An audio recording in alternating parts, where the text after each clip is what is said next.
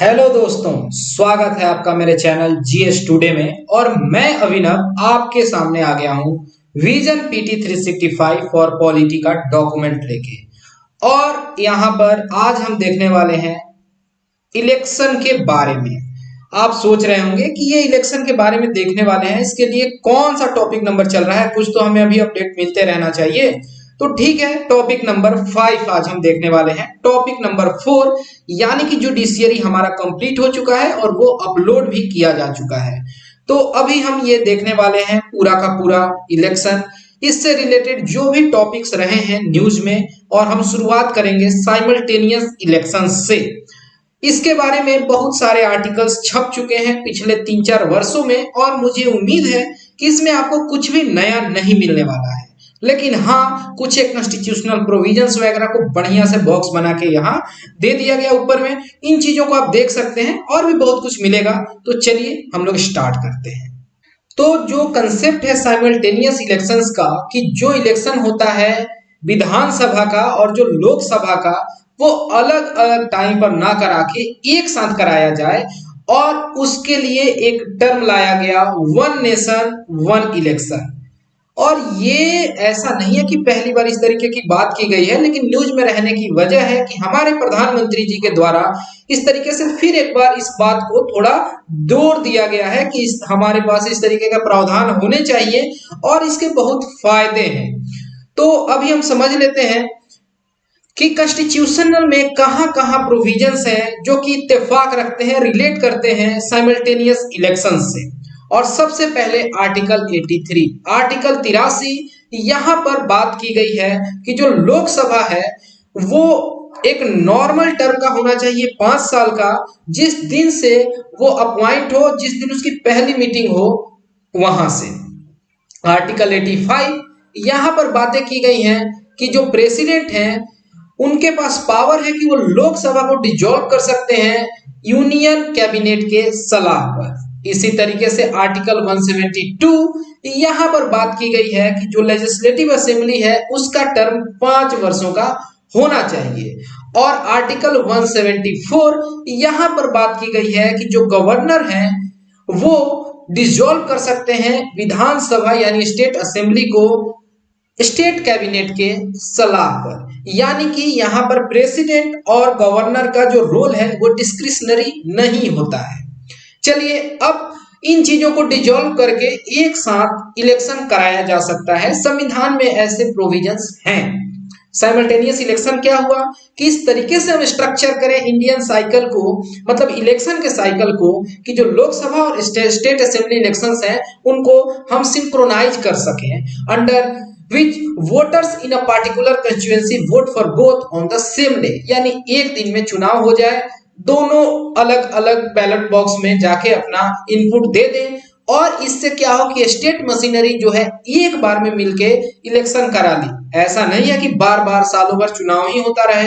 कहीं पर state assembly होती है तो कभी लोकसभा का चुनाव, तो कभी पंचायत वाला चुनाव, तो कभी मध्यावधि चुनाव, यही होता रहता है।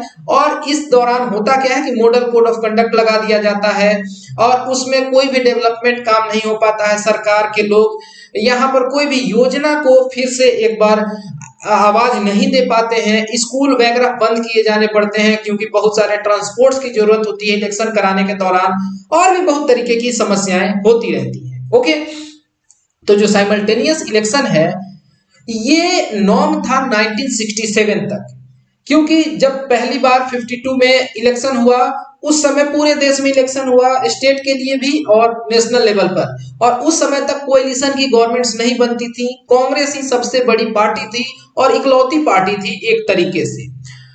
लेकिन जो डिसोल्यूशन होता है कुछ कुछ लेजिस्लेटिव असेंबलीज का 1968 में, 69 में, और जिस तरीके से रीजनल पार्टीज का इमरजेंस होता है, और इसी तरीके से लोकसभा 1970 में जो डिसॉल्व होता है, तो अब अलग अलग टाइम पर सेपरेटली इलेक्शंस कराए जाने लगे।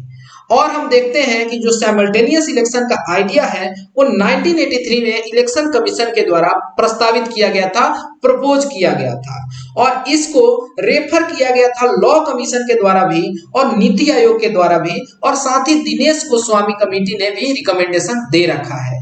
इसके ऊपर सवाल बन सकता है कि साइमल्टेनियस इलेक्शन के बारे में पहले कहां-कहां पर रिकमेंडेशन आ चुका है। तो लॉ कमीशन में, नीति आयोग के रिकमेंडेशंस में, दिनेश गोस्वामी कमेटी और जो इलेक्शन कमीशन का प्रपोजल है 1983 का। साइमल्टेनियस जो इलेक्शन होते हैं इसका ये नहीं मतलब होता है voting across the country for Lok Sabha and state assemblies happen on a single day. ऐसा नहीं कि एक ही दिन में हो, अलग अलग चरण में हो, फेज वाइज मैनर में हो, लेकिन यहाँ पर स्टेट असेंबली और लोकसभा का चुनाव एक साथ होता जाए, जहां पर हो एक दिन में हो जाए वहां पे।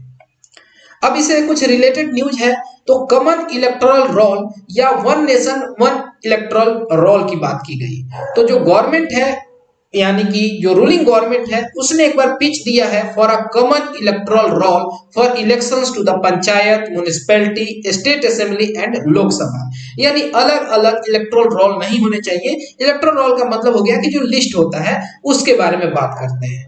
कॉमन इलेक्टोरल रोल का मतलब हो गया कि देखिए, आपको ध्यान देना होगा कि स्टेट में जो भी पंचायत के इलेक्शंस वगैरह होते हैं, म्युनिसिपैलिटी के इलेक्शन जो होते हैं, उसके लिए स्टेट इलेक्शन कमीशन है, और लोकसभा और विधानसभा के चुनावों के लिए इलेक्शन कमीशन, जो कि सेंट्रल कह लें एक तरीके से आप बोल सकते हैं। तो स्टेट इलेक्शन कमीशन जो है, जो सुपरवाइज करती है म्युनिसिपल और पंचायत इलेक्शंस को, are free to prepare their own electoral roll for local elections and this exercise does not have to be coordinated with election commission. लेकिन हर एक जो स्टेट इलेक्शन कमीशन होता है उसके लिए एक सेपरेट स्टेट एक्ट होती है, और कुछ कुछ ऐसे स्टेट लॉ हैं जो अलाउ करते हैं स्टेट इलेक्शन कमीशन को कि वो बोरो कर सकते हैं और यूज कर सकते हैं इलेक्शन कमीशन वाला वोटर्स रोल, यानी वोटर लिस्ट इन टोटो और as the basis of preparation and revision. यानी समय बहुत दिन हो गया है तो रिवाइज वगैरह कर लिए, नहीं तो same as it is use कर लिए। अभी के लिए सारे राज्य, अगर कुछ जगहों को छोड़ दें जैसे कि उत्तर प्रदेश, उत्तराखंड, ठीक है, ओडिशा, आसाम, मध्य प्रदेश वगैरह, तो हम यहाँ पर देखते हैं कि उन्होंने अडॉप्ट कर लिया है इलेक्शन कमीशन के रोल को फॉर लोकल पॉल्स। ठीक है, तो इस बात को आप समझ लीजिए कि ऐसा नहीं कि सारे ने अपना लिया है, सारे ने नहीं किया है, दोनों तरीके के अभी स्टेट्स नजर आते हैं। और यहां पर इस तरीके के भी आर्गुमेंट्स दिए जाते हैं कि जो प्रिपरेशन होता है एक सेपरेट वोटर लिस्ट का, ये डुप्लीकेशन ऑफ एफर्ट है और कहीं ना कहीं समय पैसा का बर्बादी है, और इसके लिए दो अलग अलग एजेंसीज का काम करना शोभा नहीं देता है। जो लॉ कमीशन का रिकमेंडेशन है कॉमन इलेक्टोरल रोल को लेके, वो बात की गई थी उसके 2015 के रिपोर्ट में, और उस रिपोर्ट का नंबरिंग था 255वां 255, और इलेक्शन कमीशन ने भी अडॉप्ट किया एक सिमिलर स्टैंस 1999 में और 2004 में। कॉमन इलेक्टोरल रोल को इंप्लीमेंट करने के लिए हमारे पास कुछ कॉन्स्टिट्यूशनल अमेंडमेंट्स करने की जरूरत पड़ेगी आर्टिकल 243 में और 243 में, जहां पर कि ये मैंडेटरी कर दिया जाए कि यहां पर सिंगल इलेक्टोरल रोल होगा for all elections in the country. और आर्टिकल 243 और आर्टिकल 243 जो है ये पावर देता है superintendence, direction and control of preparation of electoral roll, अगर लोकल बॉडीज में चुनाव कराने की बात होती है, ग्रामीण क्षेत्र में या शहरी क्षेत्र में। बस इतनी सी बात थी। जो दूसरा टॉपिक है वो है इलेक्टोरल बॉन्ड स्कीम। काफी न्यूज में रहा है इसके बारे में, जो एमसीक्यूज वगैरह हैं वो कई सारे अलग अलग कोचिंग वालों ने टेस्ट सीरीज में पूछ रखा है, और ये जब भी बिकने का टाइम आता है, जब भी कोई स्टेट में चुनाव आता है, तो ये एडिटोरियल में छपने लगता है कि ये किस तरीके की हरकत है ऐसे। तो देखिए, जो चीफ CIC हैं, जो चीफ इंफॉर्मेशन कमिश्नर हैं, उन्होंने इस तरीके से रूलिंग की कि जो डिस्क्लोजर है आइडेंटिटी ऑफ EBS यानी कि electoral bond scheme donors under RTI act will not serve any large public interest, और वो वायोलेट करेगा प्रोविजंस जो भी एक्ट के हैं। यानी बातें हो रही थी कि कौन आदमी यहाँ पर डोनेट कर रहा है, उसकी आइडेंटिटी मालूम होनी चाहिए कि क्या किसी बड़े बिजनेस हाउस का, किसी खास पॉलिटिकल पार्टी से मतलब क्रोनी कैपिटलिज्म टाइप का कोई कंसेप्ट तो नहीं है इन चीजों को लेकर। तो वहां पर चीफ इंफॉर्मेशन कमिश्नर ने कहा कि ये बहुत बड़ा पर्पस सर्व करने वाला है नहीं जो आप लोग सोच रहे हैं। तो मिला जुला के मोटे तौर पर यही बात है। अब जो सेक्शन 8 है आरटीआई एक्ट का, यहां पर कुछ एक्सेप्शंस दिए गए हैं। मतलब एग्जेम्प्ट करता है कुछ पब्लिक अथॉरिटी को to give a citizen information available to a person in his fiduciary relationship unless the competent authority is satisfied that the larger public interest warrants the disclosure of such information। तो कह सकते हैं कि section 8 एक तरीके से चीजों को डिस्क्लोज करने से रोक लगाता है राइट टू इंफॉर्मेशन एक्ट के अंतर्गत। तो देखिए अब पॉलिटिकल फंडिंग क्लीन अप की बात कर लेते हैं। तो इलेक्टोरल बॉन्ड क्या है, तो आप जानते हैं कि ये इंटरेस्ट फ्री फाइनेंशियल इंस्ट्रूमेंट है, यानी उस पर ब्याज नहीं मिलने वाला है। और ये अनोनिमस डोनेशंस होते हैं, यानी कि कौन आदमी डोनेट कर रहा है पॉलिटिकल पार्टी को ये नहीं पता चलता है। और ये एक पी नोट की तरह होता है, प्रोमिसनरी नोट से मिलता जुलता दिखता है। कौन बॉन्ड ये जो है परचेज कर सकता है, तो कोई भी इंडियन सिटीजन है या कोई बॉडी जो कि भारत के अंदर इनकॉर्पोरेटेड है वो खरीद सकता है। बॉन्ड कितने रुपए का है, तो 1000 रुपए का, 10,000 रुपए का, 1 लाख रुपए का, 10 लाख रुपए का और 1 करोड़ रुपए का। ये खरीदा जा सकता है एसबीआई के लिमिटेड ब्रांचेस से, सेलेक्टेड ब्रांचेस से।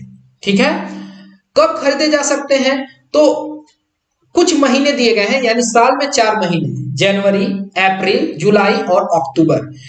इन चारों महीनों में हर 10वें दिन, यानी 10 तारीख को जनवरी में, 10 तारीख को अप्रैल में, 10 तारीख को जुलाई में और 10 तारीख को अक्टूबर में एसबीआई के सेलेक्टेड ब्रांचेस से 1000, 10,000, 1 लाख, 10 लाख, 1 करोड़ रुपए के आप इलेक्ट्रल बॉन्ड खरीद सकते हैं अपने चुनिंदा पॉलिटिकल पार्टी के लिए।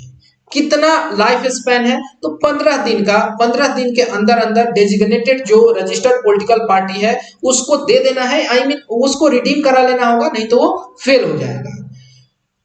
कौन सी पार्टीज हैं जो एलिजिबल हैं, जिनको ये डोनेशन मिल सकता है थ्रू इलेक्टोरल बॉन्ड, तो जो पॉलिटिकल पार्टी हैं जिनका एटलीस्ट 1% वोट रहा हो पिछले यानी लास्ट लोकसभा में या फिर विधानसभा के चुनाव में, और वो रजिस्टर्ड है under section 29A of RPA 1951। इसी से यहाँ पे रजिस्टर्ड पॉलिटिकल पार्टी लिखा हुआ है। और इलेक्टोरल बॉन्ड स्कीम जो है वो बजट में, यूनियन बजट में आया था सुर्खियों में साल 2017-18। अब हम यहां पर देखते हैं voting rights to NRIs. NRIs का मतलब हो गया नॉन रेजिडेंट इंडियंस, यानी अप्रवासी भारतीय, ऐसे भारतीय जो इंडिया में प्रवास नहीं कर रहे हैं। और न्यूज में है क्योंकि इलेक्शन कमीशन ने प्रस्ताव रखा है कि हमें एनआरआई को परमिट करना चाहिए कि वो अपना वोट जो है दे सकते हैं from overseas through postal ballot, यानी पोस्टल में अपना वोट भर के और उसको बढ़िया से चिपका के भेज सकते हैं। पोस्टल बैलेट को समझ लेते हैं, तो ये टाइप का वोटिंग होता है जहां पर कि electronically transmitted postal ballot paper जो हैं वो डिस्ट्रीब्यूट किए जाते हैं to electors and are return by post. तो ये electronically transmitted postal ballot paper होते हैं और फिर वो डिस्ट्रीब्यूट कर दिए गए, पहुंच गया लोगों को, वो अपना वोट कास्ट किए और फिर वो पोस्टल से लौटा दिए। और ये जो electronically transmitted postal ballot papers होते हैं, तो जो पोस्टल बैलेट होता है ये डिस्पैच होता है थ्रू इलेक्ट्रॉनिकली, और ये ऑर्डिनरी मेल से आता है। अंतर समझ लीजिए, जा रहा है इलेक्ट्रॉनिकली, आ रहा है ऑर्डिनरी मेल से। और ये अभी के लिए अवेलेबल है टू सर्विस वोटर्स, जैसे कि वो सारे व्यक्ति जो कि आर्म फोर्स में हैं या गवर्नमेंट सर्विस में ही हैं लेकिन इंडिया के बाहर उनकी पोस्टिंग है, तो उनके लिए इस तरीके का अभी ईटीबीपी का सुविधा है। और इसी को एक्सटेंड करने की बात की जा रही है नॉन रेजिडेंट इंडियंस के लिए भी। Okay, to extend to overseas voters, government only needs to amend the conduct of election rules 1961। तो कहां पर संशोधन करना होगा, तो कंडक्ट ऑफ इलेक्शन रूल्स 1961, और यहां पर किसी भी तरीके का पार्लियामेंट का नोट नहीं चाहिए होगा। 3 कैटेगरी के इलेक्टर्स होते हैं, यानी वोट देने वाले लोग होते हैं भारत में। एक हो गए जनरल इलेक्टर्स, हमारी आपकी तरह, जो कि जाते हैं 18 साल की एज अचीव कर लेने के बाद, और जिस दिन वो 18 साल के हो गए उस दिन से वो वोट देने के लिए एलिजिबल हो गए। एक हो गए ऐसे जो कि ओवरसीज इलेक्टर्स हैं, मतलब नॉन रेजिडेंट इंडियंस हैं, अप्रवासी भारतीय हैं, उनके पास भारत का पासपोर्ट है। और तीसरा हो गया कैटेगरी सर्विस इलेक्टर्स, ये मेंबर्स होते हैं आर्म फोर्सेस के या ऐसे सरकारी नौकरी वाले लोग जो कि कहीं और पोस्टेड हैं। सर्विस इलेक्टर्स जो हैं उनके पास ऑप्शन होता है कि वो वोट करें पोस्टल बैलेट से या प्रॉक्सी वोटर से। प्रॉक्सी वोटिंग का मतलब होता है कि जो भी वो व्यक्ति हैं उनकी स्पाउस जो है वो उनके बदले जाके वोट दे सकती है, तो प्रॉक्सी वोटिंग कहलाती है। ये रात को मैं जब शूट कर रहा होता हूं तो पता नहीं लगता है कि मेरी आवाज ना चली जाए, ये उससे ज्यादा बात करने लगते हैं कुत्ते। पता नहीं इनको क्या अलग ही दिक्कत होती है मेरे से, अभी तक समझ नहीं आता है मुझे, ये हर रोज मेरे साथ होता है। जो इलेक्शन कमीशन है इसने इन्फॉर्म किया सरकार को कि ये रेडी है कि वो एक्सटेंड कर सकता है ईटीपीबीएस यानी electronically transmitted postal ballot system voters को जो कि बाहर रह रहे हैं। और ये सब कुछ 2021 में जो चुनाव हो रहे हैं असम, वेस्ट बंगाल, केरला, तमिलनाडु और पुडुचेरी के, वहां से इसको लागू किया जा सके। और जो ईटीपीबीएस जो है इसको एक्सटेंड किया जाए ओवरसीज वोटर्स को। गवर्नमेंट को चाहिए कि बस कंडक्ट ऑफ इलेक्शन रूल्स में सुधार किया जा सके, किसी भी तरीके का पार्लियामेंट नोट नहीं चाहिए। समझ गए?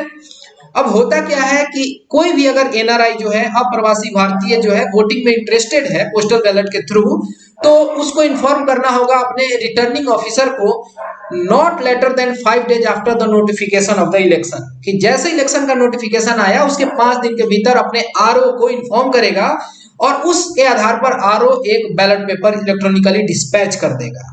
अब ये जो एनआरआई वोटर्स हैं वो अपना प्रेफरेंस मार्क करेंगे प्रिंट आउट निकाल के, और उसके साथ उनका एक डिक्लेरेशन यानी घोषणा लगा होगा, और उस पर हस्ताक्षर किसका होगा, तो an officer appointed by the diplomatic या कॉन्सुलर रिप्रेजेंटेटिव ऑफ इंडिया, यानी उस देश में जो भी दूतावास है वहां पर जाके उनको एक तरीके से अटेस्टेड कराना होगा और फिर वो भेज दिया जाएगा। और इससे क्या होगा कि जो भारत के अप्रवासी भारतीय हैं वो पार्टिसिपेट कर पाएंगे इंडियन डेमोक्रेसी में, और वो इंटाइटल कर पाएंगे जो उनका बेसिक ह्यूमन राइट है उनको उसको प्रदान किया जा सके, उससे वो वंचित रह जाते हैं अभी के लिए, क्योंकि हर किसी के लिए पॉसिबल नहीं है कि वो लाखों रुपए का टिकट लेकर आए इलेक्शन में, यहाँ वोटिंग करे और फिर जाए, ये प्रैक्टिकली पॉसिबल लगता भी नहीं है। तो बहुत सारे ऐसे कंट्रीज हैं जिन्होंने इस तरीके का सिस्टम अपनाया अलग अलग रूल्स के थ्रू। जैसे एक ब्रिटिश सिटीजन जो है जो कहीं बाहर रह रहा है वो बाय पोस्ट वोट कर सकता है या अपना एक प्रॉक्सी नॉमिनेट कर सकता है, लेकिन यहाँ पर कुछ कंसर्न्स हैं जो कंप्रोमाइज करते हैं सिक्रेसी ऑफ वोट को, कि वोटिंग का नियम होता है कि वहां सीक्रेट वोटिंग होनी चाहिए, हम किसको वोट दे रहे हैं ये किसी को पता नहीं चलना चाहिए। लेकिन पोस्टल बैलेट का जो सिस्टम है ये अब उससे क्या होगा कि जब इनवेलप फाड़ा जाए तो पता चल जाएगा कि ये व्यक्ति कौन है जो कि ये वोट लिख कास्ट करके भेजा है।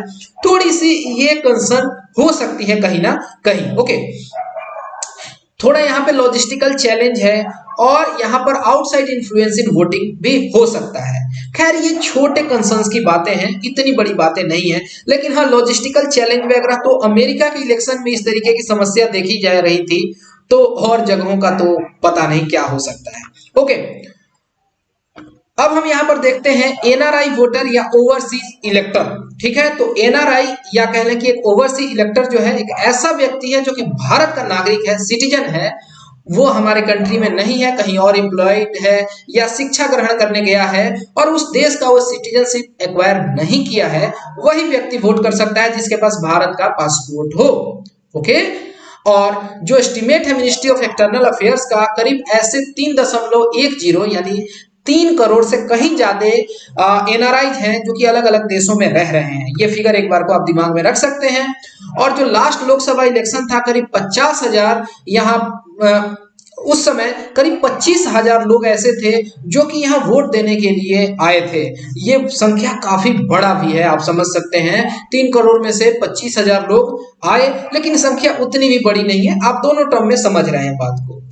अभी क्या है current process of voting for NRI, तो ये इंट्रोड्यूस किया गया था 2011 में, इसके पहले ऐसे प्रावधान नहीं थे और उसमें संशोधन किया गया RPA representation of peoples act 1950 में, और कोई एक एनआरआई जो व्यक्ति है वो वोट कर सकता है अपने कंस्टिट्यूएंसी में अपने प्लेस ऑफ रेसिडेंस पर जो कि उसके पासपोर्ट में मेंशन हो। ठीक है, अब he or she can only vote in person, यानी उसको आके ही वोट देना पड़ेगा, अपना पासपोर्ट देना पड़ेगा इन ओरिजिनल, और पोलिंग स्टेशन पर जाके अपनी पहचान करानी पड़ेगी। जो पहले का आरपीए था, रिप्रेजेंटेशन ऑफ पीपुल्स एक्ट, तो इसमें अमेंडमेंट किया गया 2017 में, और यहां पर बात कही गई कि एक्सटेंड किया जाए proxy voting to overseas Indian left on dissolution of 16th Lok Sabha. Okay, तो प्रॉक्सी वोटिंग का मतलब आप समझ रहे हैं, और ये चेंजेस किए गए 2017 के बिल से। खैर, हम अब अगले टॉपिक पर चलते हैं, डिलिमिटेशन कमीशन। डिलिमिटेशन कमीशन का मतलब क्या होगा अभी हम समझ लेंगे, लेकिन आप मोटे तौर पर समझिए कि ये जो कमीशन है सेट करता है कि किसी भी कंस्टिट्यूएंसी की बाउंड्री कितनी बड़ी या छोटी होगी। न्यूज में क्यों रहा, क्योंकि लोकसभा के स्पीकर ने नॉमिनेट किया है 15 मेंबर ऑफ पार्लियामेंट को कि वो असिस्ट करें डिलिमिटेशन कमीशन को। तो डिलिमिटेशन क्या है, तो ये एक्ट है ऑफ फिक्सिंग लिमिट या बाउंड्री या territorial constituency in the country. हमारे संविधान में ये बातें कहा की गई हैं, तो आर्टिकल 82 और आर्टिकल 170 में, 170 में, 82 में कहा गया है पार्लियामेंट हर एक सेंसस के बाद डिलिमिटेशन एक्ट लाए टू एस्टेब्लिश डिलिमिटेशन। ठीक है, इसी तरीके से सेम एक्ट अप्लाई होता है राज्यों के डिलिमिटेशन के लिए भी। और इसके पहले जो कमीशन बने हैं, ऐसे 4 कमीशन बने हैं, 1952 में, पहले चुनाव से जस्ट पहले, 1963 में, 73 में और 2002 में, उसके बाद अभी नहीं बने। कंपोजिशन की बात करें तो 3 इसमें एक्स ऑफिशियो मेंबर होते हैं, यानी पदासीन लोग होते हैं। एक जो होते हैं सर्विंग या रिटायर्ड जज होने चाहिए, जो चेयरपर्सन है। एक यहाँ पे चीफ इलेक्शन कमिश्नर जो है, या वो अगर नहीं आते हैं तो इलेक्शन कमिश्नर जो कि चीफ इलेक्शन कमिश्नर के द्वारा नॉमिनेट हो, और एक स्टेट इलेक्शन कमिश्नर हो उस राज्य के जहां की डिलिमिटेशन हो रही हो। अगर फंक्शन की बात करें तो आप जान गए कि ये डिटरमाइन करेगा नंबर और बाउंड्री की इस किसी खास कंस्टिट्यूएंसी में कितने लोग होंगे, कितने लोग वोट देंगे, और इसकी बाउंड्री क्या होगी, पॉपुलेशन के आधार पर सारे कंस्टिट्यूएंसी में इक्वल होना चाहिए करीब रिप्रेजेंटेशन, यानी पूरे पॉपुलेशन को। और यहाँ पर कौन से सीट जो होंगे जो रिजर्व किए जाएंगे शेड्यूल कास्ट और शेड्यूल ट्राइब, यानी अनुसूचित जाति और अनुसूचित जनजाति के लिए। अब इससे क्या होगा कि पॉपुलेशन कहाँ है शेड्यूल कास्ट की, शेड्यूल ट्राइब की, और ये इसमें रोटेशन बेसिस पर कंस्टिट्यूएंसीज को बदलते रहा जाता है कि वहां पर अगर आबादी कम भी है, स्टिल वहां के शेड्यूल कास्ट और शेड्यूल ट्राइब भी इंपावर्ड महसूस करें कि हमारे ब्रिज का कोई रिप्रेजेंटेटिव हमारी कंस्टिट्यूएंसी को लीड कर रहा है। तो ये वाला टॉपिक यहाँ खत्म हो जाता है। अब अगला जो टॉपिक है वो है राइट टू रिकॉल। यहाँ पर एक बार हम इंडेक्स को देखते हैं, अभी हम यहाँ पर हैं 5.4 पर। अब फिर हम आगे मिलते हैं एक बार, तो इन टॉपिक्स को कंप्लीट कर लेंगे यहाँ से यहाँ, और आपको जब ये पूरा कंप्लीट हो जाएगा ना तो कॉम्प्रिहेंसिव पीडीएफ आपको मैं कॉम्प्रिहेंसिव वीडियो में प्रोवाइड कर दूंगा, और ये टाइम बाउंड मैनर में हम कंप्लीट कर लेंगे। मैं आपको एश्योर कराता हूँ डेली बेसिस पर 1 या 2 वीडियोज आते रहेंगे, इसके लिए आप निश्चिंत रह सकते हैं। मैं उम्मीद करता हूं कि मेरा ये जो पढ़ाने का तरीका है आपको पसंद आ रहा होगा और इससे आप बहुत लाभान्वित हो रहे होंगे। लेकिन अगर आपके मन में कोई भी डाउट है, या आपको लगता है कि मुझे अपने पढ़ाने के स्टाइल में कुछ चेंजेस करने चाहिए, या मैं हिंदी लैंग्वेज ज्यादा यूज करूं या इंग्लिश के टर्म्स को ज्यादा यूज करें, तो आप अपना यहाँ पे सुझाव मुझे दे सकते हैं। इसमें कोई गलत बात तो होगी नहीं।